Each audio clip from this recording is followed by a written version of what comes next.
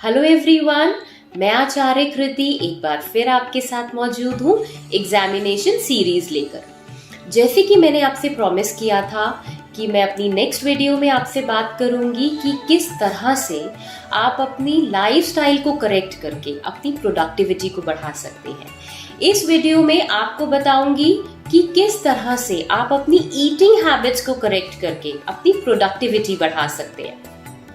कहते हैं ना, जैसा खाइए अन्न वैसा होवे मन। सबसे पहले आपको बताऊंगी कि आपको क्या नहीं खाना चाहिए। इसमें सबसे पहले आता है शुगर यानी कि चीनी, जिसमें cold drinks, artificial sweeteners, juices, मिठाइयाँ, बॉर्नवीटा, कॉम्प्लान, चीनी वाला दूध, कॉफी, टी, ये सब चीजें आती हैं। ये आपको बिल्कुल भी एग्जाम टाइम में नहीं लेना है, क्योंकि चीनी जो है वो आपको इंस्टेंट एनर्जी तो देती है, लेकिन आपके ब्रेन के प्रोसेस को स्लो कर देती है। आप जो भी पढ़ेंगे वो आपको याद नहीं रहेगा, आपकी मेमोरी में प्रॉब्लम आएगी। दूसरी चीज है स्टार्च, मैदा, ब्रेड, पिज्जा, मैकडॉनल्ड्स का बर्गर, ये सब चीजें आपको एग्जाम टाइम में नहीं लेनी चाहिए। इनफैक्ट ऐसा कहा जाता है कि एग्जामिनेशन से 3 महीने पहले से ही आपको ये सब चीजें छोड़ देनी चाहिए, ताकि बॉडी क्लेमेटाइज हो जाए। और फिर भी एग्जामिनेशन टाइम में तो ये चीजें बिल्कुल नहीं खानी चाहिए, क्योंकि ये आपकी प्रोडक्टिविटी को और डाउन कर देती है। तीसरी चीज जो सभी बच्चों की फेवरेट है वो है फ्राइड फूड, पूड़ियाँ और मैकेन्स, टिक्की, कटलेट, ये सब चीजें आपको एग्जामिनेशन टाइम पर बिल्कुल नहीं लेनी है। और जो लोग नॉनवेज छोड़ सकते हैं वो नॉनवेज भी छोड़ते हैं, तो उनकी प्रोडक्टिविटी बढ़ती है। आप गूगल पर जाकर इसके बारे में पढ़ सकते हैं। ये एक डिटेल्ड रिसर्च के बाद हमें पता लगा है कि हम जितना भी हेवी फूड खाते हैं, जितना भी भारी खाना खाते हैं, उसको पचाने के लिए हमारी सारी सेंसेस लग जाती हैं।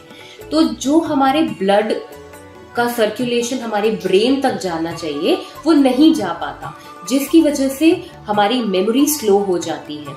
ऐसे में आपने देखा होगा, जब भी आप हैवी खाना खाकर पढ़ने के लिए बैठते हैं तो या तो आप सो जाते हैं या आपका पढ़ाई में मन नहीं लगता। और अगर आप उसके बाद भी जिद्दी बनकर पढ़ने के लिए बैठे भी रहते हैं 2-3 घंटे तक, तो वो जो पढ़ाई है वो आपकी किसी काम नहीं आती है, क्योंकि जब आप एग्जाम में उसको लिखने के लिए जाते हैं तो आप भूल जाते हैं, क्योंकि वो शॉर्ट टर्म मेमोरी में स्टोर हो जाता है, वो लॉन्ग टर्म मेमोरी तक पहुंचता ही नहीं है, जिसकी वजह से आप इतना पढ़ने के बाद भी वो रिजल्ट्स नहीं ले पाते हैं। तो ये सब चीजें हैं जो आपको एग्जाम टाइम में बिल्कुल नहीं खानी है।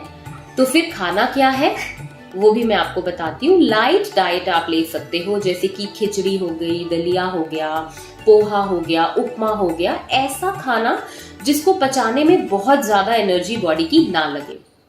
या फिर आप नट्स ले सकते हो, या आप कोई भी रॉ फूड ले सकते हो, फ्रूट्स ले सकते हो आप। तो ऐसी ही लाइट डाइट लेकर आप अपनी मेमोरी को स्ट्रॉन्ग कर सकते हो और अपनी प्रोडक्टिविटी को डबल कर सकते हो। अब एक आखिरी टिप इस वीडियो को पूरा करने से पहले मैं उन बच्चों को देना चाहूंगी जो बच्चे कहते हैं कि एक वर्ड बस मिल जाए हमें तो हम पूरा आंसर लिख सकते हैं।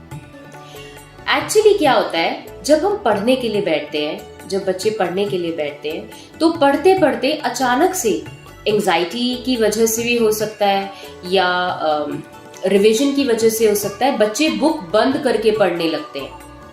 मेरी आपको यही एक एडवाइस है और मेरी यही टिप है कि आप जब भी रिवीजन करें, चाहे एग्जाम से 2 मिनट पहले करें, चाहे 2 घंटे पहले करें, चाहे 2 महीने पहले करें, जब भी आप बुक खोलते हैं और रिवीजन करने के लिए प्रैक्टिस करने जाते हैं, तो हमेशा अपनी आंखें खुली रखकर एक एक वर्ड को अच्छे से पढ़ें। जहां पर जो भी वर्ड आप भूल जाते हैं उसको हाइलाइटर से हाईलाइट कर लें। इससे होगा क्या कि जब आप एग्जाम में बैठेंगे तो जो आपने हाईलाइट किए होंगे वर्ड्स, वो एकदम से आपके ब्रेन में आपको स्प्लैश करेंगे कि वो ये वर्ड्स थे, और उसके बाद आप वो सारा आंसर लिख सकते हो।